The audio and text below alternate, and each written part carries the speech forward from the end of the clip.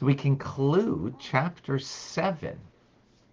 Chapter 7, we spoke at great length about the two levels of divine unity, the higher one and the lower one. We spoke about the concept of tzimtzum, literally or not literally. And we continue with the idea of understanding how God contracts upon himself. And that contraction is not that he is removing himself, but he is hiding, concealing from our perspective. So what we spoke about previously is in the creative act, there are two basic dimensions, soivev and memale. Soivev means encompassing light of God, and memale is the light that is enclosed, that is specific to every created being. How does that occur exactly? So, of course, through contraction. That goes without saying. But in that act of contraction, how do we understand it? Remember, this is Chabad teachings. Chabad means we need to try to understand the power of Creator within creation, not merely faith in God. Well, this will bring us to a greater faith in God, of those things that we can't understand. So whatever we can't understand, we need to understand. So the Alter Rebbe explains that from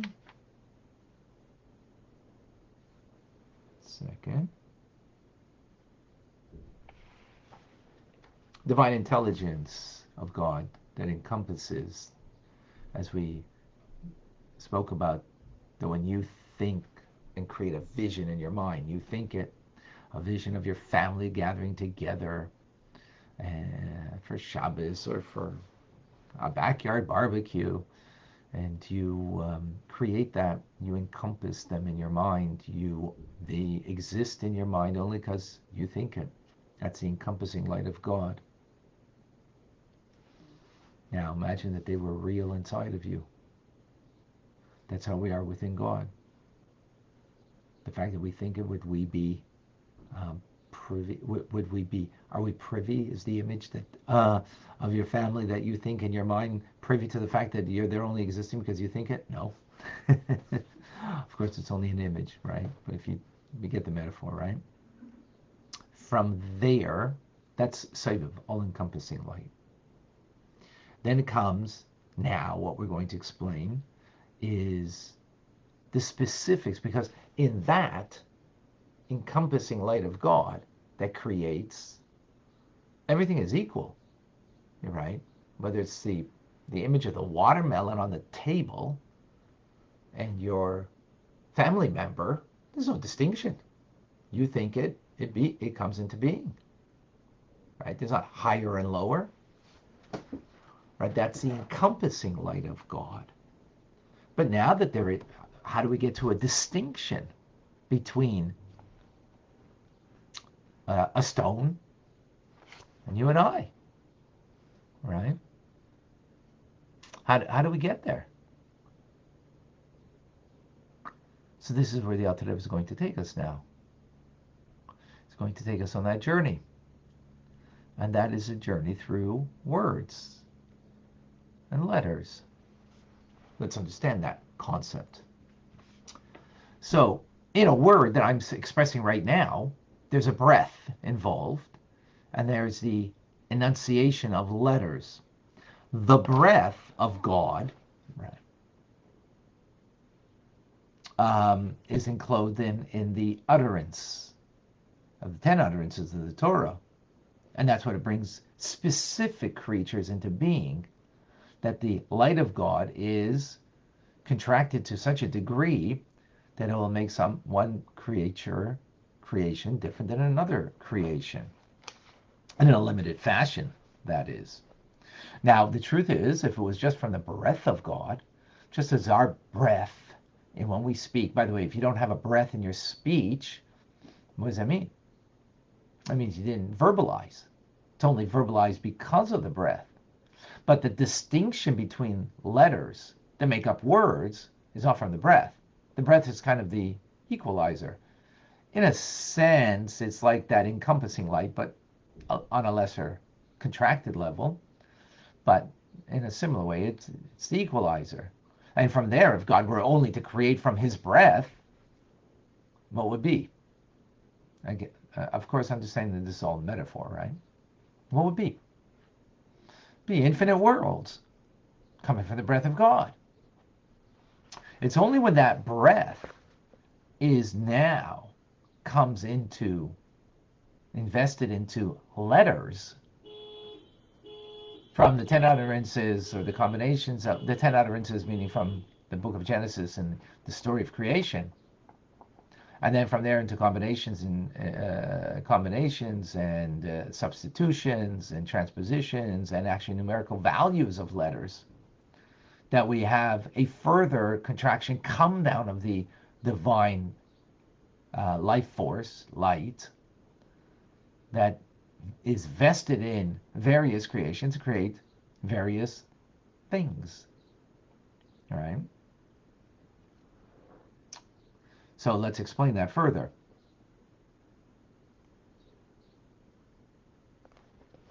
Let's explain that further.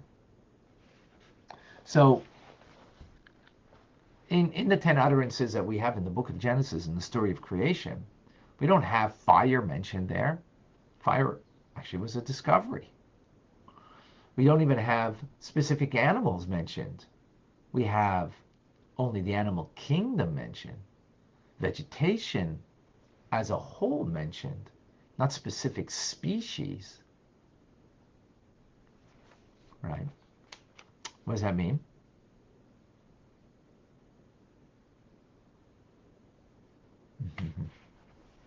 What does that mean? It means those creations are of a greater stature, like the sun, the moon, the heavens above, the earth. But then to create very specific kind of species, this kind of stone, this kind of vegetation, this kind of flower versus, a rose versus a look at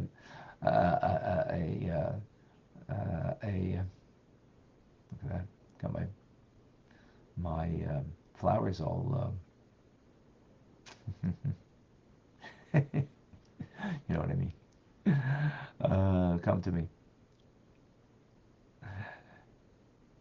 Is all a come down, meaning a contraction of the divine light, the divine energy field, in three different ways. It can be combinations of letters that are taken from the original letters that are in Genesis. So we've given this example before, give it again. Fire. Well, you take the aleph from the word or, which is mentioned, light is mentioned in creation, let there be light, right? And you take Shemesh, which is the sun, and you take the Shin from there. So Aleph and the Shin, that's called a combination. What do you got? Aish, fire. Now, it's not a trick over here, but it's just showing on the idea that you're taking combinations of letters which indicates a come down, because it's not from the original 10 utterances in the Torah, which means a further contraction of the divine light, hence fire, discovery of it. Ultimate, why? Because it wasn't there originally, at least in a revealed manner. Then you can have substitutions of letters. You have relationships between letters. The first letter, it's called Aleph. The last letter is Taf. So you have At. They have a relationship, first and last. Second, and the second to last. Beis, Shin, At, Bash. So Bash have a relationship. You can substitute the letter Aleph for the Taf. Shows again about lower combination of letters that is the utterance of God that creates a specific creation. Then you have even a lower come down, a greater come down in the creative force, and that is numeric value. In other words, it's not even the letters themselves that represent the vital force of God, it's only their numeric value. So every letter has a numeric value. So Evan, For example, Evan, it means stone. Stone is spelled Aleph Beis Nun. Beis Nun is the numeric value 52. Oh, 52. Well, one of God's names, Yud-Ke Vav-Ke, you spell it out, has the numeric value of 52. So it's not God's numeric tetragrammaton name as letters that is the direct vital force of a stone, but it's only its numeric value that becomes the vital force of the created thing. Again, showing on an even greater come down, because it's only the quantity, not the quality, which letters have a quality to it. There's a shape to a letter. There's a way we pronounce the letter, Aleph, Beis. There's the meaning of the letter. And numeric value is only the quantity. But there's a quality that's lacking. All that is a metaphor to understand that when something, its creative force is the numeric value of the letters, it just shows that it's a greater contraction of the divine light of God that's creating it. So you have stone, 52, Beis Nun, and the Aleph that is added to it, as Elder ever says, for reasons known to the Creator. Again, showing of a great contraction of the divine light of God. This is how God fills the world, memale, with every created being in its unique form, in its unique quality as a created being. Am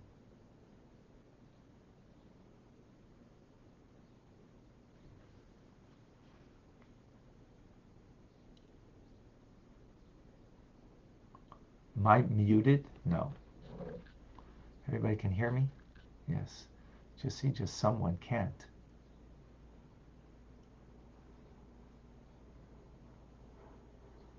Okay. Hope we're okay here.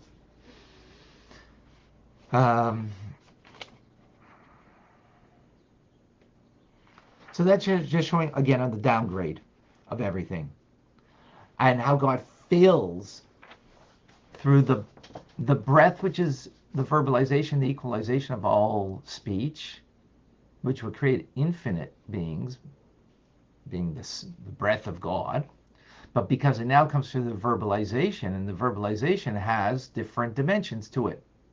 Verbalizations, meaning I say Aleph, Beis, Gimel, they're pronounced differently. The letters have different shapes, have different meaning. So there's the original letters as they are in Genesis. God said, let there be light, let there be a firmament above, let there be waters. Those things are of the 10 utterances that are part of creation. But then there is, a maple tree versus an oak tree. Vegetation is mentioned in creation, but not specifics. So why is one different than the other? Well, because the vitality force that it gets is a different vital force of the letters, not the original letters, right? Not the original letters, but the specific letters that are specifically for this created being. And how's that? Well, you have, again, combinations of letters, like the Aleph and Shin, that make word Aish, fire. You have substitutions, that you can take the Aleph and change it for a Taf. Or, that there's a relationship between, like, guttural sounds, Ches and Ayin, for example. So you can substitute this letter for that letter because of the relationship between them. Again, what is this just showing?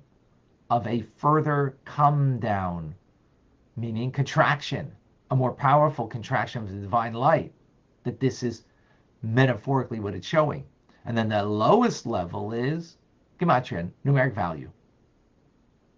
Numeric value shows on a deeper, more profound contraction of the life force of God, that it creates a lesser thing.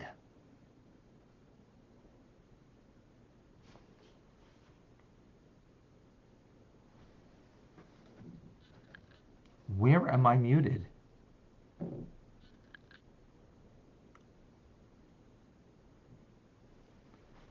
Um,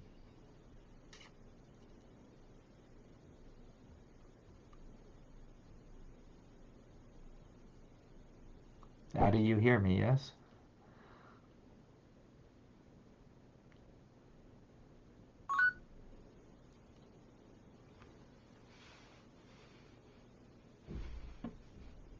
Yes, I hear you. Thank you. Okay. So we're good here.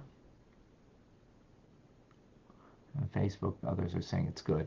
There's someone has a difficulty with their computer, I think. So maybe either close it down and then go back in. Okay. That is the conclusion of chapter 7. That's the conclusion of chapter 7. So the deeper understanding of Yichudi Tata, the lower level of unity, and the higher level of unity, or is the letters that are come into the creative force that fill the world and are bound up ultimately with God as one. Right? It's God's word that is animating. That word is bound up with His kindness. Like, why do you why do you say when you say a kind word? So you're motivated by the emotion of kindness. That kindness um, compels you to say something kind. So God's kindness vests itself in the word to be the creative force. But how does it vest itself? It is all bound up in one with God. Um, all bound up in one with God. What is, in a simplistic whole oneness. Let me explain.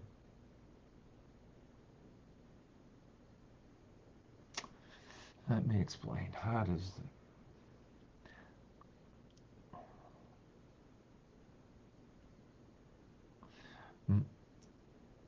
my kindness that brings me to say a kind word, it is the cause. But it's not. The word is in it. You can detect the kindness, but it isn't kindness. It's a word of kindness. It's not the emotion of kindness. You can detect in it, but it's from God. It's all the one and the same thing.